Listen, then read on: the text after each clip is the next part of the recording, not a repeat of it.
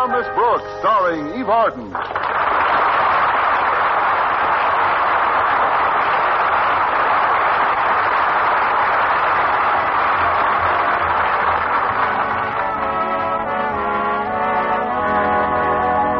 Well, our Miss Brooks, who teaches English at Madison High School, has often heard the old expression, money is the root of all evil. And if it's true, I should be wearing a halo. Any day now, I expect my bank to report me to the Bureau of Missing Persons. Last Thursday, I happened to mention my financial predicament to my landlady at breakfast. I don't know what to do, Mrs. Davis. I simply can't save any money. Oh, it's just as well, dear. Money is the root of all evil. I know. Which reminds me, Connie, you owe me 48 and a half eagles. I mean dollars. Your rent is past due. Let's not live in the past, Mrs. Davis. I'd be happy to pay you if I had the money. You know that. Well, of course I do. Let's forget all about money and discuss something pleasant. Summer's just ahead, Connie. Where are you going to spend your vacation? Well, I thought I'd pack all my clothes and go to the Riviera. The Riviera? That's a pawn shop on the other side of town. Sam Riviera runs it. Well, if I were in your spot, I'd try to get a job with the Deacon. The Deacon? Deacon Jones. His square dance troupe is playing town hall this week. My goodness, you should hear that old Deacon swing out on his crazy mixed-up fiddle. Oh, yes, now I recall the name. Isn't he the fellow who bills himself the Hillbilly Heifetz? That's the chap. I don't know about you, Connie, but I dig that kind of music. Now, when you're through digging, bury it for me, will you? Believe me, that man makes nothing but money. I thought of you when I read the big ad he ran in yesterday's paper. What did it say? Well, he's planning a long tour this summer, and since some of his troupe have children traveling with him, he'd like to hire some school teachers to go along.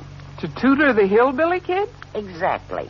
According to the ad, the teachers would also have to entertain a bit and sort of meet the children on their own ground. Wherever that is. You know what I think, Mrs. Davis? I think the Deacon has snapped his mental G-string. All the absurd ideas.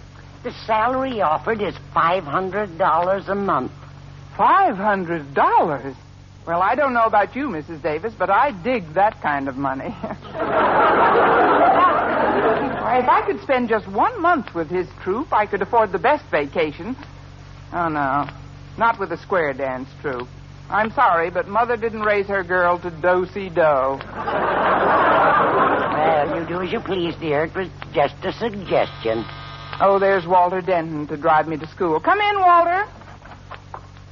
Greetings, ladies. Form a line. A Nikola kiss and my lips are divine.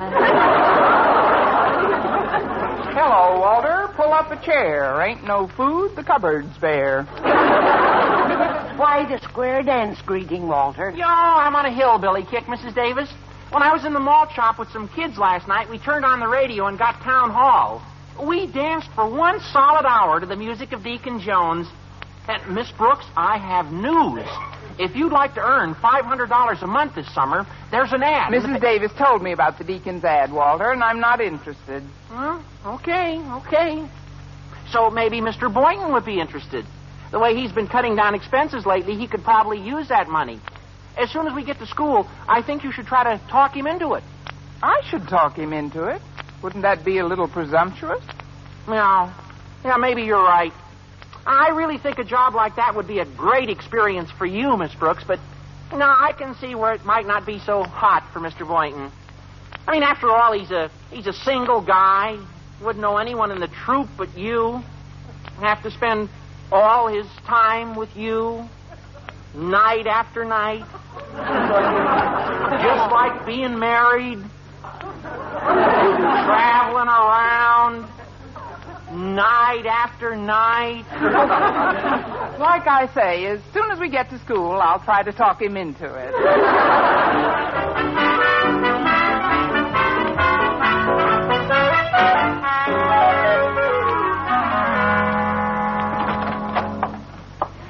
morning, Mr. Boynton. I'd like to talk to you for a moment before class begins. Oh, certainly, Miss Brooks. Come on in. Mr. Boynton, does the name Deacon Jones mean anything to you? Just that he's been visiting local high schools in search of school teachers to tour the backwoods country with his troupe at a salary of $500 a month, and that while he was at Henry Clay High yesterday, he announced that our school will be one of his stops this afternoon. Never heard of him, huh? Well, that's fair to middling money for a nice, soft job, don't you think? No, I wouldn't say it's soft. A fellow from Clay High told me the Deacon said he'll only employ teachers who are capable of doubling in his show. Preferably teachers who have a rural background and who could make the hillbillies feel at home. In other words, he's looking for a cross between Albert Schweitzer and Spade Cooley. Brainy, but homespun. Yeah, that's about it. Naturally, I've given up all hope of landing a job like that. But why? Why? Well, you must be kidding, Miss Brooks. Oh, gosh. Oh, shucks. I wouldn't know how to act like a hayseed.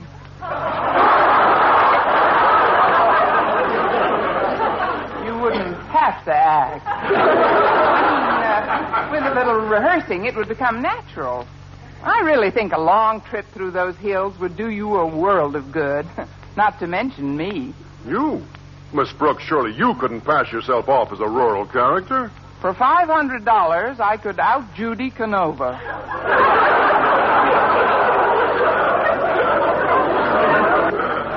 Yeah, that's a lot of money, all right. I'll tell you what, Miss Brooks. I've got a book of very witty minstrel jokes down in my locker. Now, let's meet here in my lab during lunch hour, and we'll rehearse some of those jokes. I'll be here with bells and a gas mask. Oh, good morning, Mr. Conklin. Good morning, sir. At ease, but remain alert. Miss Brooks, Mr. Boynton, as you know, the Board of Education recently distributed general exam papers for the purpose of conducting a comparative survey to determine faculty efficiency in the schools in this area. Yes, sir. A total of 7 high schools participated in the test, and Mr. Stone, the head of the board, just called to tell me the results. Oh? Where did our school come in, sir? Dead last, ma'am. My heart goes out to our students in this hour of shame, Miss Brooks. The blame for their abysmal showing in the test must, of course, be laid at the doorstep of our teachers. But, Mr. Conklin... Good students are made, not born. The failure of our students actually reflects the shocking inability of you teachers to cram some knowledge into their into their willing minds. Henceforth, I'll permit no faculty fraternizing during school hours. And I shall now tack a notice on the bulletin board to that effect. That will be all. Goodbye, Mr. Conklin. Bye, sir. Gosh, if we're forbidden to fraternize, we won't be able to rehearse before Deacon Jones comes over this afternoon. Not here in the lab, at least. I know, Mr. Boynton. We'll go underground. Underground? We'll meet in the supply room downstairs. Mr. Conklin hasn't been there in weeks. Well, it's risky, but we'll just have to chance it.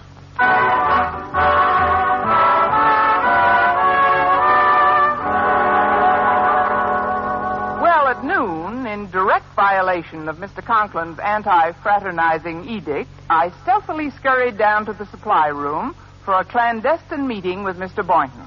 Our purpose being to rehearse ourselves into a rural mood for the impending arrival of Deacon Jones, the hillbilly hyphen.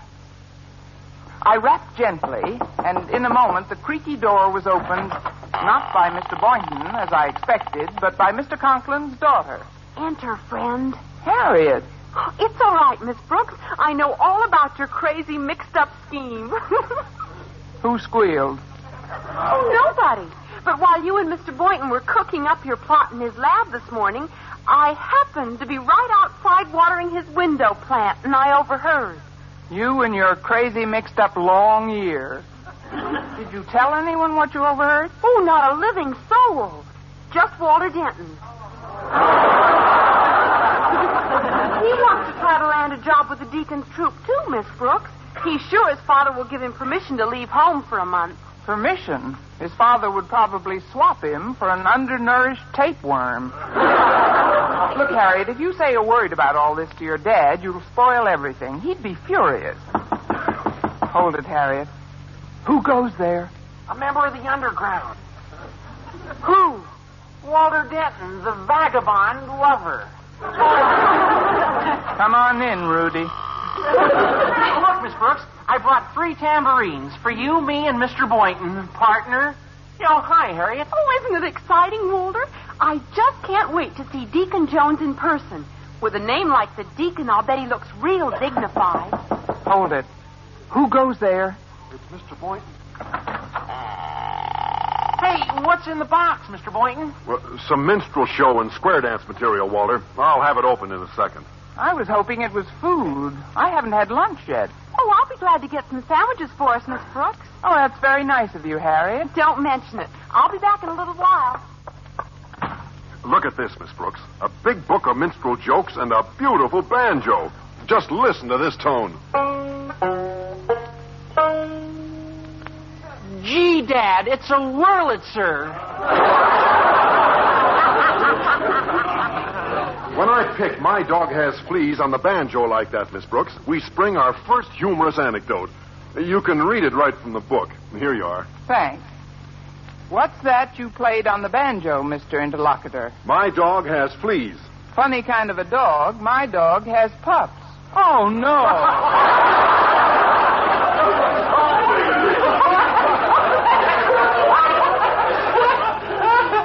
How corny can you get? I don't like your attitude, Walter. I thought that was pretty nifty. Now, let's get down to some serious rehearsing, Miss Brooks. You read some of those jokes aloud. Meanwhile, I'll sit here with the banjo on my knee. Why not put me on your knee and let the banjo tell those jokes? I memorized the best ones, I think, so I'll coach you. Now, listen. First I say... I just know this one will break me up. First I say, you don't have to tell me off anymore. I consider myself told. Uh-huh. Then you say, if you're told, why don't you put on your itty-bitty overtoes?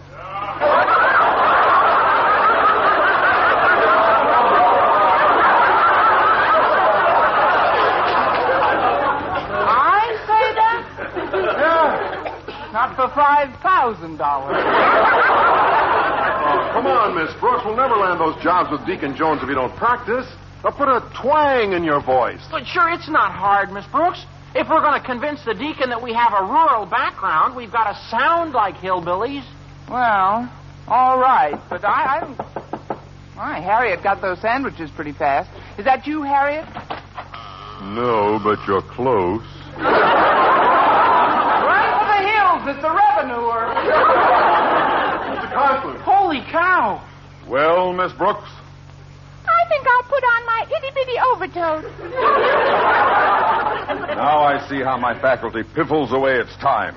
Small wonder my students romped off with the booby prize in the comparative survey tests. Well, I have a little bulletin for you. When Mr. Stone called me with those results this morning, he also informed me that the inspector of the State Board of Education is due in town. If he hears of this incident... Why should he hear of it, sir? We were merely rehearsing in the hope that we might land a job with Deacon Jones in the summer. There can be no possible explanation, Boynton. It pays $500 a month. That is neither here nor $500. Yes, sir. Get another tambourine, Walter. We have a new end man. In another section of town, the head of the Board of Education, Mr. Stone, was entertaining a more forbidding visitor. My secretary has returned from lunch now, Mr. Jones. I'll make arrangements for your transportation immediately. Thank you, Mr. Stone. Oh, Dorothy, I've been honored by a visit from the inspector of the State Board, Mr. Matthew Jones. Please see that a car is placed at his disposal immediately. Now then, sir, we have switched the side of your address to our board members and the PTA this evening. Fortunately, Town Hall became available at the last moment. Yes, it seems some hillbilly jazz band encountered rent trouble. They fled the city this morning. I see. I should like to include in my address some facts concerning the comparative survey your board conducted recently. Frankly, I'm interested in the low scores rather than the high ones. Well, the bottom mark was posted by Madison High. I have Madison's test figures right here on my desk if you'd care to examine them. sir. Thanks, I would. Disgraceful. Absolutely shocking. Just look at these individual scores. Walter Denton, 14%. Well, that boy must be a blithering idiot. Either that or he has idiots teaching him. Who's principal at Madison High? Mr. Conklin, Osgood Conklin. Rather a pompous man, but I believe he has some of the most brilliant teachers in the city, Mr. Jones. Is that I'd like to see for myself.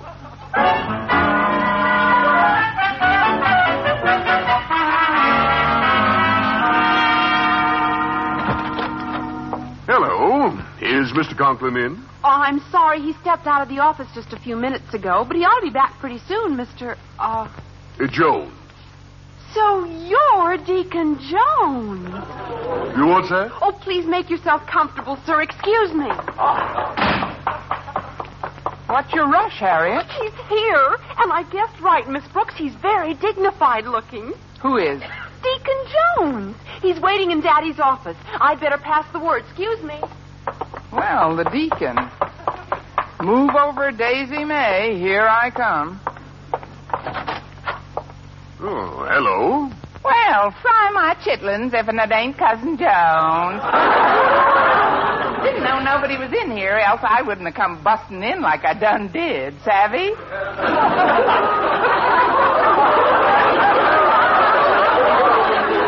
Who are you? I teach you English in this here institution. You're an English teacher? Ain't nothing else but.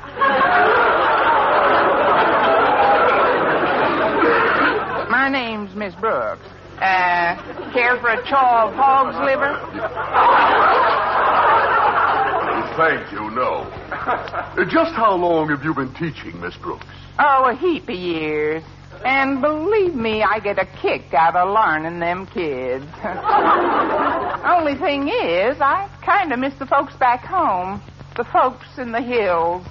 I'm sure a hankering to be back with my people. You may get your hanker sooner than you think. Honest and true, you mean it? I sure do, honey child. Oh, hi there, Mr. Barton. I dropped my Mickey Mouse penknife. I can't find the darn thing nowhere.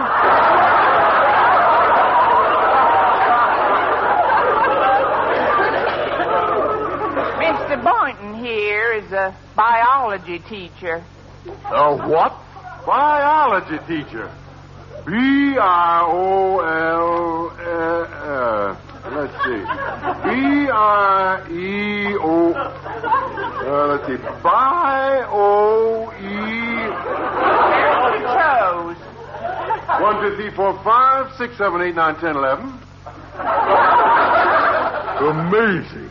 Mr. Boynton, do you always walk around school in your bare feet? Oh, shucks, no. He's only in his bare feet because he's trying to find his penknife. Can't pick up nothing with his fingers. Bites his nails, you know. Bites his nails? Can't scratch worth a lick, but it's great for petting possums. Oh, hi there, Walter. This here is one of our pupils.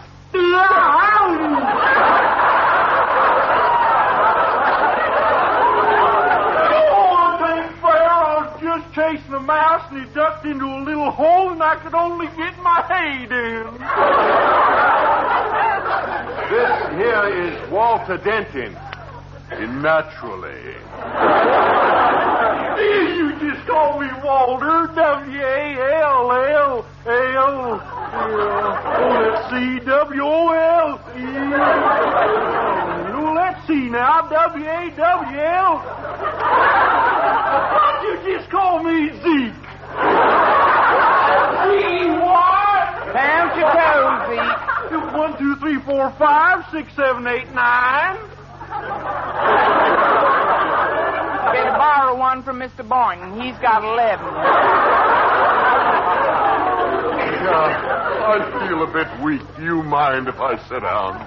Well, dog my couch if we ain't got company. You'll have to excuse my dirty shirt. It's my wife's turn to wear the clean one. Who are you? This here's our principal. Principal? This is Mr. Conklin? You just call me big, fat, lovable Hezekiah.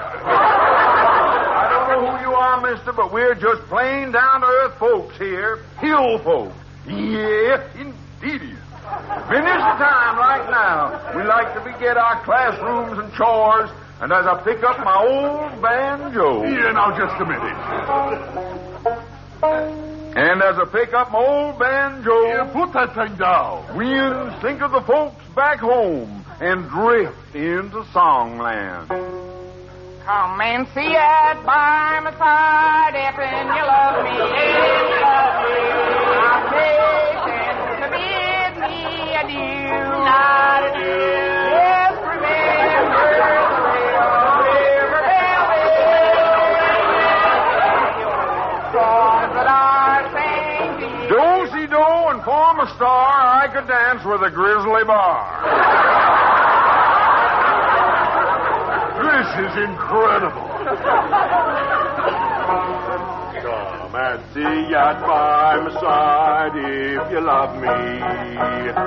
Do not hasten to bid me. I learned how to kiss like a glutton, playing trumpet for Ina Ray Hutton. Just remember the River Valley and the old songs that I sang to. Every time I dance with Louise, I get a run in my BVD.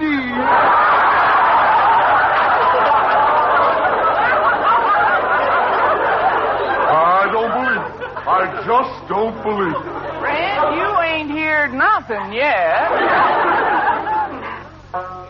Come and say it by my side if you love me. Sing it, Zeke. Hasten to bid me Used to love the silver screen, but whatever happened to Bobby Breen? But remember the Red River Valley. County songs that I sang to. While I was eating an ice cream cone, Bell invented the telephone. Songs that I sang to. Went to a taffy pull, and now I know how to milk a cow. Songs that I sang to you. I sang to you.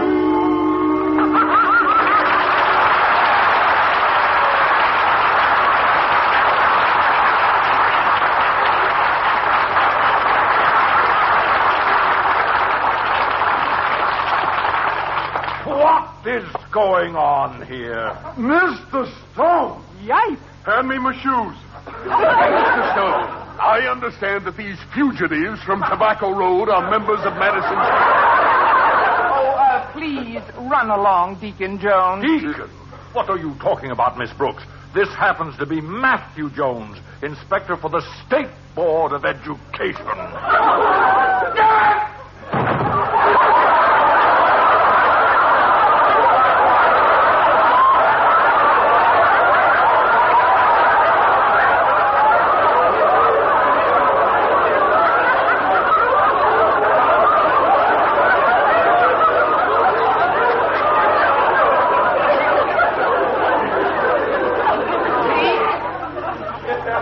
Pick up fat old lovable Hezekiah. He fainted. Sir, you're Matthew Jones? The inspector for the state board? That's right. Now speak up. What do you have to say for yourselves? Just remember.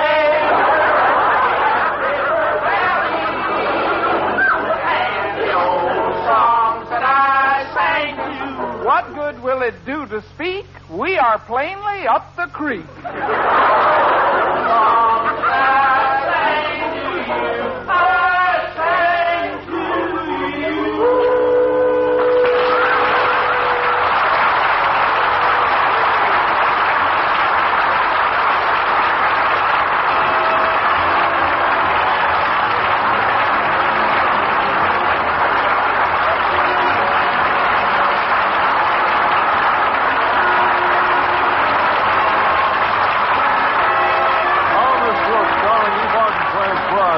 produced and directed by Larry Burns, written by Joe Quillen and Al Lewis with the music of Wilbur Hatch.